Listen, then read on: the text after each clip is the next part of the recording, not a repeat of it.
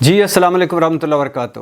پچھلے چند ہفتوں سے مریم نواز صاحبہ کے نشانے پر عدلیہ ہے اور وہ سرونگ جج صاحبان کو اور جو ریٹائر ہو گئے ہیں جج صاحبان کسی کو بخش نہیں رہی۔ ان کی تنقید کی زد میں، کردار کشی کی زد میں، تضحیک کی زد میں جسٹس اعجاز الاحسن اور جسٹس نقوی جیسے سرونگ جج بھی ہیں اور جسٹس کھوسہ، جسٹس عظمت سعید شیخ اور جسٹس ثاقب نثار جیسے ریٹائرڈ جج بھی ہیں۔ ثاقب نثار صاحب نے 2 دن پہلے رپورٹرز کو بلا کر اس حوالے سے بہت ساری مختلف پہلوؤں پر گفتگو کی ہے اور بہت ساری گفتگو کی ہے۔ ریٹائرمنٹ کے بعد یہ پہلا باقاعدہ انٹریکشن ہے ثاقب نثار صاحب کا میڈیا سے۔ انہوں نے کیا کہا، لیکن اس سے پہلے انہوں نے ایک یہ بھی اطلاع دی کہ میرے واٹس ایپ کا ڈیٹا یا میرا واٹس ایپ ہیک ہو گیا ہے اور مجھے خدشہ ہے کہ میرے واٹس ایپ ڈیٹا کو کوئی تروڑ مروڑ کر کوئی نئی کہانیاں یا نئی فلمیں یا نیا کوئی سکینڈل بنانے کی کوشش کی جائے گی۔ ثاقب نثار صاحب نے کیا کہا، انہوں نے کہا کہ جب میں چیف جسٹس بنا تو نواز شریف صاحب ارد گرد کہا کرتے تھے کہ ساڈا اپنا چیف جسٹس آ گیا ہے، اور خواجہ آصف صاحب نے اسمبلی فلور پر کہا کہ ہمارے ساتھ ظلم ہو رہا ہے لیکن اب نیا چیف آنے والا ہے۔ اس سے بھی یہی تاثر لگا، مطلب نیا چیف جسٹس آنے والا ہے، اس سے بھی یہی تاثر لگا کہ وہ بھی سمجھتے تھے کہ ثاقب نثار ہمارا آدمی ہے۔ اچھا، انہوں نے کہا ثاقب نثار صاحب کے جو گفتگو کے مین پوائنٹس ہیں وہ یہ ہیں کہ عمران خان کو مکمل نہیں، صرف آف شور کمپنی، بنی گالا گھر اور فارن فنڈنگ پہ میں نے صادق اور امین ڈکلیئر کیا تھا۔ یعنی جب ان کا کیس میرے پاس آیا تو میں نے ان کو کوئی پوری زندگی کے حوالے سے یا پوری ان کی زندگی کے پہلوؤں کے حوالے سے ان کو کوئی صادق اور امین ڈکلیئر نہیں کیا تھا، بلکہ میرے سامنے 3 نکات تھے، اور یہ اکرم شیخ صاحب جو مسلم لیگ نون کے وکیل تھے انہوں نے لکھ کر دیے تھے کہ ان 3 نکات کو فوکس کر کے تو اس پر فیصلہ سنائیں۔ وہ کیا تھا؟ بنی گالا کا گھر، فارن فنڈنگ اور آف شور کمپنی جو عمران خان کی نیازی سروسز پرائیویٹ لمیٹڈ تھی۔ ان کو رکھ کر میں نے ان کو صادق اور امین ڈکلیئر کیا تھا، اور انہوں نے کہا کہ ثاقب نثار صاحب نے مانا کہ ہو سکتا ہے مجھ سے غلط فیصلے بھی ہوئے ہوں، جب یہ فیصلے عدالت میں آئیں گے تو تب دیکھیں گے۔ اور پھر انہوں نے اس تاثر کو بھی رد کیا کہ میں عمران خان کے لیے لابنگ کر رہا ہوں۔ انہوں نے کہا میں عمران خان کے لیے کیوں لابنگ کروں گا؟ پھر انہوں نے اس تاثر کو بھی رد کیا کہ سابق ڈی جی ISI جنرل فیض ان کے کہنے پر انہوں نے کچھ فیصلے دیے، یا جنرل فیض ان سے فیصلے کروایا کرتے تھے۔ انہوں نے کہا کہ جنرل فیض کون ہوتا ہے مجھے یہ کہنے والا؟ میں نے پاکستان کی بقا اور سلامتی اور پاکستان کو سامنے رکھ کر فیصلے دیے ہیں۔ پھر انہوں نے یہ بھی کہا کہ چند دن پہلے میری عمران خان سے بات ہوئی ہے اور عمران خان نے مجھے کہا کہ میں مشکل میں ہوں اور قانونی طور پر میں مشکل میں ہوں تو میری مدد کریں، تو میں نے معذرت کر لی۔ پھر انہوں نے کہا کہ میری جو آڈیو آئی تھی، یہ میرے خیال 2-3 مہینے پہلے مسلم لیگ نون نے ایک آڈیو نکالی تھی، یا ایک رپورٹر کی طرف سے آڈیو آئی تھی جس کو مسلم لیگ نون نے یوں کہہ لیجئے بہت زیادہ اچھالا تھا۔ انہوں نے کہا کہ اس آڈیو کو تروڑ مروڑ کر پیش کیا گیا تھا اور میں نے تو کہا تھا اس کا فرانزک کروائیں، لیکن کسی نے نہیں کروایا۔ پھر انہوں نے کہا کہ یہ آج کل آڈیو کا یوں کاروبار چل رہا ہے کہ حال ہی میں ایک جج صاحب کی آڈیو آئی تو میں نے سمجھا کہ یہ اصلی ہے۔ جب جج صاحب سے میں نے اس حوالے سے بات کی تو مجھے پتہ چلا کہ یہ آڈیو فیک ہے اور ٹیمپرڈ ہے، یعنی ایک جعلی ہے اور اس بنایا گیا خاص طور پر، یا اس میں تبدیلیاں کی گئی ہیں۔ اچھا، پھر انہوں نے کہا کہ نواز شریف صاحب نے تو نااہلی کیس میں عدالت کا نوٹس ریسیو کیا مگر وہ سماعت میں شریک ہی نہیں ہوئے، جہانگیر ترین البتہ عدالتی کارروائی کا حصہ بنے۔ اچھا، پھر انہوں نے کہا کہ میں نے نواز شریف کی نااہلی یا جہانگیر ترین کی نااہلی یا عمران خان کی اہلیت سب فیصلہ آئین اور قانون کو سامنے رکھ کر کیا۔ اچھا، پھر انہوں نے کہا کہ یہ کس حساب سے مریم نواز صاحب عدلیہ پر حملہ کر رہی ہیں؟ ایک فیصلے کے علاوہ تو ان ساروں کو ریلیف ہی ریلیف ملا ہے، ایک فیصلے کے علاوہ تو نواز شریف عدلیہ کے چہتے ہیں، ایک فیصلے کے علاوہ تو نواز شریف صاحب عدلیہ کے لاڈلے ہیں، اور بات بھی صحیح کہہ رہے تھے وہ کہ پاکستان کی 75 سالہ تاریخ میں کوئی مجرم ایسا نہیں جس کو جو مجرم ہو جیل میں ہو اور عدالتیں اس کو 2 طبی ریلیف دیں، ایک 8 ہفتے جاؤ گھر ذرا آرام کر کے آ جاؤ، اور دوسرا جاؤ لندن سے علاج کروا کے آؤ.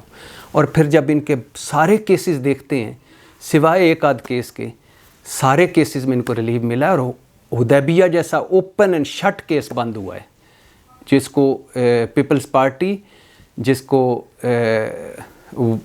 جو ہیں ہمارے غیر جانبدار وکلاء اور غیر جانبدار سابق جج صاحبان اور غیر جانبدار لوگ کہتے تھے کہ یہ اوپن اینڈ شٹ کیس ہے، اس میں بچ ہی نہیں سکے گا ہاؤس آف شریف، اس میں بھی بچ گئے. پھر انہوں نے کہا کہ مجھ پر تنقید کی سمجھ نہیں آ رہی، مسلم لیگ نون کی تنقید کی جو مجھ پہ کر رہی مجھے سمجھ نہیں آ رہی. میں نے تو پاناما بینچ سے خود کو علیحدہ کر لیا تھا، یعنی جو پاناما بینچ جس نے نواز شریف کو نائل کیا تھا میں تو اس میں تھا ہی نہیں. پھر انہوں نے کہا کہ صحافیوں کے بارے میں بھی کہا ہے کہ جس دن صحافی سچ لکھنا شروع کریں گے اس ملک کے مسائل حل ہونا شروع ہو جائیں گے. تو بات تو ٹھیک ہے، ہم جب اپنی طرف بھی دیکھتے ہیں تو ہم بھی اس سارے کرائسس میں یہاں تک پہنچنے میں ہمارا کردار بھی ہے، اور اس میں کوئی شک نہیں. صرف سیاستدانوں کا، صرف جوڈیشری کا، صرف فوج کا، صرف بیوروکریسی کا، صرف تاجروں کا، صرف عوام کا نہیں، ہم ساروں نے ملا کر اس ملک کو یہاں تک پہنچایا ہے، اس میں تو کوئی شک نہیں. اچھا، پھر ان پہ ایک بڑا تھا کہ پی کے ایل آئی، یہ ایک ہاسپٹل تھا لاہور میں، اور اس کے حوالے سے انہوں نے اس فیصلہ دیا تھا کہ اس کے بورڈ کو توڑ دیا، اس کے سربراہ کو ہٹا دیا، اور اس پر بڑا سخت فیصلہ دیا جس پر بہت زیادہ تنقید ہوئی کہ ثاقب نثار صاحب نے یہ اپنے بھائی کی وجہ سے اور بھائی کے زیر اثر ہو کر یہ فیصلہ دیا ہے. تو انہوں نے اس کے جواب میں کہا ہے کہ پی کے ایل آئی جو لاہور کا ہاسپٹل ہے اس کی فرانزک رپورٹ پڑھیں، فرانزک رپورٹ پڑھنے کے بعد جو کرپشن سامنے آپ کو نظر آئے گی آپ سر پکڑ کر بیٹھ جائیں گے. اچھا، پھر انہوں نے ایک اور کہا کہ یہ ہاؤس آف شریف کو پبلسٹی اور تشہیر اتنی پسند ہے یعنی یہ اتنے بھوکے ہیں تشہیر کے، مشہور پاپولیرٹی کے، یا اپنے ان کو چہرے اتنے پسند ہیں، اپنی آوازیں اتنے پسند ہیں کہ میرے دور میں میں نے دیکھا کہ بچوں کی رول نمبر سلپس جو اسکول پہ ہوتی ہیں اس پہ بھی شہباز شریف کی تصویر لگی ہوئی تھی. ویسے ایک مرتبہ وہ جب عمران خان کی حکومت نئی آئی تھی تو ہم نے دیکھا تھا کہ ایک پبلک لیٹرین کے باہر بھی بڑا سا شہباز شریف صاحب کا پمفلٹ لگا ہوا تھا کہ یہ لیٹرین انہوں نے بنائی ہے، یا یہ ان کے منصوبے کا ایک بنی ہوئی ایک لیٹرین ہے. تو بچوں کے رول نمبر سلپ پر تو حیرانگی ہوتی ہے کہ پتہ نہیں کیا وہ بچوں کو، ہو سکتا ہے بچوں کو بچپن سے ہی سکھا رہے ہوں کہ بچوں جب تم بڑے ہوگے میں ہی تمہارا حکمران ہوں گا، یہ میرا خاندان، جب تم بوڑھے ہوگے تو ہمیں ہی دیکھنا ہے تمہیں، تو لہٰذا اچھی طرح پہچان لو. اچھا، پھر انہوں نے کہا کہ سندھ میں میرے دورے کی وجہ سے، سندھ میں ایک تو انہوں نے کہا کہ میں دورہ کرنے گیا تو مجھے کہا گیا، میری اہلیہ بھی ساتھ تھیں، کہ آپ کی جان کو خطرہ ہے، آپ واپس چلے جائیں. تو میں نے کہا کوئی بات نہیں، زندگی جتنی لکھی ہوئی ہے میں دورہ ضرور کروں گا. تو پھر انہوں نے اس پر دورہ کیا اور کہتے ہیں کہ 10 ارب کا جو منصوبہ تھا وہ 10 کروڑ میں میری وجہ سے، اس دورے کی وجہ سے مکمل ہوا.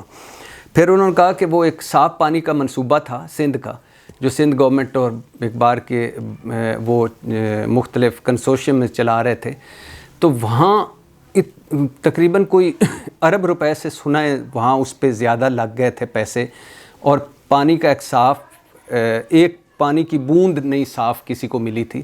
یہاں مجھے یاد آ رہا ہے کہ شہباز شریف صاحب کا بھی ایک پانی کا صاف منصوبہ تھا، اور انہوں نے جا کر پھر عدالت میں کہا تھا کہ ہاں یہ ٹھیک ہے کہ ہم 4 ارب لگا کر بھی لوگوں کو صاف پانی کا ایک گلاس بھی نہیں دے سکے. تو اچھا، تو انہوں نے کہا کہ جب میں نے وہ اس منصوبے پر پہنچا تو میرے ساتھ وزیر اعلیٰ سندھ تھے، تو وزیر اعلیٰ، میں بہت غصے میں آیا کہ یہاں تو کچھ ہے ہی نہیں اور اتنے پیسے کاغذوں میں خرچے گئے ہیں. تو میں نے وہ گلاس پانی کا بھرا، میں نے وزیر اعلیٰ سندھ کو کہا کہ یہ آپ کیا پی سکتے ہیں؟ وزیر اعلیٰ سندھ نے کہا نہیں پی سکتا کیونکہ مجھے مثانے کا پرابلم ہے. اب باقی دیکھیں سندھ کے لوگ، ایک سروے آیا تھا ورلڈ بینک کا کہ 81% سندھ کے لوگوں کو آلودہ پانی ملتا ہے، اور اس میں سے اکثریت کو انسانی فضلے والا پانی میں پینا پڑتا ہے. جب وزیر اعلیٰ صاحب کو ایک گلاس پینا پڑ گیا تو انہوں نے کہا مسانے کا پرابلم ہے. کمال مسانے ہیں پھر ہم جیسے لوگوں کے، عوام کے، میرے سندھ کے بھائیوں کے، وہ بھی میں ہی ہوں، ہم ہی ہیں. اچھا پھر انہوں نے کہا انور مجید جیسوں کو قانون کے تابع کیا میں نے. ٹھیک کہہ رہے ہیں. انور مجید صاحب ایک وقت تھا جب سنا جاتا تھا کہ سندھ کچھ وہ چلاتے ہیں، زرداری صاحب کے مین سارے کاروبار کو وہ دیکھتے ہیں. اومنی گروپ آپ نے سن رکھا ہوگا. تو ان کو بھی عدالت میں بلایا گیا اور پھر وہ ایک لمبا 40 ارب جعلی اکاؤنٹس منی لانڈرنگ کی وہ جو GIT رپورٹ آئی، پھر اس پہ جس میں بلاول کے صدقے کے بکرے بھی جعلی اکاؤنٹ سے، یعنی جعلی پیسوں سے، بلاول کی برتھ ڈے جعلی پیسوں سے، ایان علی اور بلاول کی جو ٹکٹیں تھیں وہ بھی ایک ہی اکاؤنٹ سے. تو بہت زیادہ ہوا ہے جس میں فلودے والا ارب پتی ہو گیا. ایک بندہ مر گیا لیکن وہ بینکاری کر رہا تھا، 3-4 بینکوں میں پیسے نکال رہا تھا، یعنی ساروں کو شناختی کارڈ استعمال ہوئے. اور ایک مائی آئی تھی سپریم کورٹ میں اسی کیس میں. تو مائی نے کہا کہ مائی سے چیف جسٹس صاحب ثاقب نثار صاحب نے غالباً پوچھا تھا کہ مائی تسی کتھے؟ انہوں نے کہا جی میں تو بڑی مشکل نال اتنے پہنچی ہوں سپریم کورٹ اسلام آباد. یعنی انہوں نے ادھی سندھی ادھی ٹوٹی پھوٹی اردو میں کہا کہ میرے پاس تو کرائے کے پیسے بھی نہیں تھے، میں تو ادھار لے کے آئی ہوں. جج صاحب نے کہا آپ کو نہیں پتہ کہ آپ کے اکاؤنٹس میں اربوں آئے ہیں اور چلے گئے ہیں، کروڑوں آئے ہیں اور چلے گئے ہیں؟ انہوں نے کہا جی میں تو کرایہ مانگ کے آئی ہوں. اچھا پھر انہوں نے کہا کہ میں نے آج تک کوئی فیصلہ کسی دباؤ میں نہیں کیا، اور میں نے جو فیصلہ بھی کیا ہے اپنی مرضی سے کیا ہے. اور میرے خیال سے پاکستان میں الیکشن ہونے چاہیے، الیکشن ہی مسائل کا حل ہے. اور میرے خیال میں پاکستان کا سب سے بڑا مسئلہ آبادی ہے، صاف ہوا ہے اور پانی ہے. تینوں بڑے اہم مسئلے ہیں، تینوں کوئی شک ہی نہیں بڑے اہم اس میں. اچھا یہ فیض حمید صاحب کا بھی انہوں نے کہا کہ ان سے میری سلام دعا تو ہوتی رہتی تھی، وہ سلام پہنچاتے رہتے تھے مجھے، مگر میں نے اس کی کیا جرت کہ مجھے کہے کہ یہ فیصلے کریں یا نہ کریں. اچھا ثاقب نثار صاحب کا آپ کو وہ قصہ بھی یاد ہوگا کہ جب انہوں نے شاہ رخ جتوئی وہ مقدمے میں وہ گئے تو دیکھا کہ وہ VIP جیل میں، اور اندر ایک فریج تو ٹی وی تو یہ تو وہ، تو پھر انہوں نے کہا کہ ان کو عام جیل میں ڈالا جائے عام لوگوں کی طرح، اس پہ قتل کا کیس ہے. خیر وہ بعد میں وہ قتل کا کیس بھی ہوا ہوا. اچھا پھر آپ کو یاد ہوگا کہ ثاقب نثار صاحب نے سب جیل قرار دیا گیا تھا ہسپتال میں شرجیل، اعلیٰ حضرت شرجیل میمن، جو آج کل عمران خان کے کرپشن پر قصے کہانیاں سناتے رہتے ہیں اور بھاشن دیتے رہتے ہیں. تو ان کے کمرے میں گئے تھے تو وہاں مشروب ایک نکلا تھا، انورٹڈ کامہ میں مشروب، اور مشروب مشرق مشروب مغرب. تو وہ مشروب جو تھا وہ انہوں نے ثاقب نثار صاحب نے خود کہا اور کہا کہ یہ لیبارٹری سے چیک کریں، تو لیبارٹری میں پہنچا تو زیتون کا تیل بن گیا تھا. تو یہ تو اس ملک کا نظام ہے کہ چیف جسٹس خود ایک کمرے میں جائیں، وہاں سے ایک بوتل چیز پکڑیں اور وہ بوتل کہیں اور وہ مشروب ہو، اور وہ ہماری جب لیبارٹری میں جائے تو وہ زیتون کا تیل بن جائے. اس معاشرے میں کیا کیا جا سکتا ہے؟ کوئی اصلاح کی گنجائش ہے؟ یعنی چیف جسٹس سے بڑا کوئی عہدہ ہے؟ Chief justice of Pakistan, supreme court کے چیف جسٹس خود اپنے ہاتھوں سے بوتل ایک ہاتھ میں پکڑتے ہیں اور وہ لیبارٹری میں زیتون کا تیل بن جاتی ہے. باقی کیا کسی کی جرت مجال کے ان طاقتوروں بڑے لوگوں اور پیسے والوں کے خلاف کچھ کر سکے؟ یہ نظام ناکارہ ہو چکا ہے، بوسیدہ ہو چکا ہے. یہ ریت کی دیوار ہے جو گر رہی ہے آہستہ آہستہ، اس سے بدبو آ رہی ہے. یہ دو طرح کا قانون ہے، ایک امیر کے لیے طاقتور کے لیے اور ایک ہم غریبوں کے لیے. ہمیں ہر قدم پر چھتر پڑتے ہیں، امیر کو ہر قدم پر سلام پڑھتے ہیں.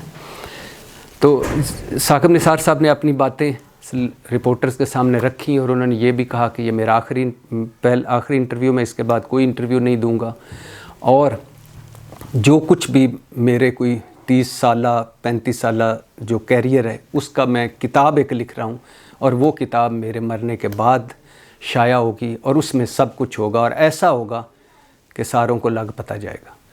تو ثاقب نثار صاحب نے یہ ساری گفتگو کی، اس پر مسلم لیگ نون کے خاص طور پر بڑی آگ لگی ہوئی ہے اور دھڑا دھڑ بیانات جاری کیے جا رہے ہیں. اور اس ثاقب نثار سہولت کار تھا عمران خان کا، اس کو غلط صادق اور امین ڈکلیئر کیا اور فلاں کیا. تو اور کہاں گئے ڈیم کے پیسے جو ثاقب نثار نے اکٹھے کیے تھے؟ حالانکہ ساروں کو پتہ ہے سپریم کورٹ کے فنڈ میں ہوں گے، کوئی لے کے جا سکتا ہے کہ ڈیم کے پیسے جو 10-11 ارب روپے تھے کوئی اس طرح ہو سکتا ہے اٹھا کے گھر لے جائے اور سپریم کورٹ چپ بیٹھی ہو اور اس کو بھی پتہ نہ چل رہا ہو؟ کسی اکاؤنٹ میں ہی پڑے ہوں گے سپریم کورٹ کے. مجھے یاد پڑتا ہے ایک سماعت پہ کسی کیس میں سپریم کورٹ کے کسی جج صاحب نے کہا تھا کہ وہ اکاؤنٹ میں پڑے ہوں. لیکن باتوں کو ٹوسٹ کرنا، کہانیاں بنانا، ان سے کوئی سیکھے. تو یہ تھا ثاقب نثار صاحب کا موقف اور یہ تھی ان کی باتیں. اور لیکن بات پھر وہی ہے، ان ساروں کا قصور یہ ہے، جج صاحبان جو ریٹائر ہو گئے ہیں یا جو حاضر سروس ہیں، ان کا قصور یہی ہے کہ انہوں نے ان کو پوچھا ہے، ان کو عدالت میں بلایا ہے، ان کو اکاؤنٹیبل کیا ہے، جو خود کو قانون، آئین، قانون، جمہوریت اور اس سب کچھ سے بالا تر سمجھتے ہیں، اور جن کو ابھی تک غصہ ہی نہیں اترا کہ تیری یہ جرت، تیری یہ مجال. جس طرح زرداری صاحب نے کہا تھا نیب کی کیا مجال، نیب چیئرمین کی کیا مجال. جس طرح نواز شریف صاحب نے کہا تھا کہ میرے اثاثے اگر ذرائع آمدن سے زیادہ تو تمہیں کیا. تو یہ تمہیں کیا ہے نا، یہ ابھی جاری ہے. پاکستان زندہ باد.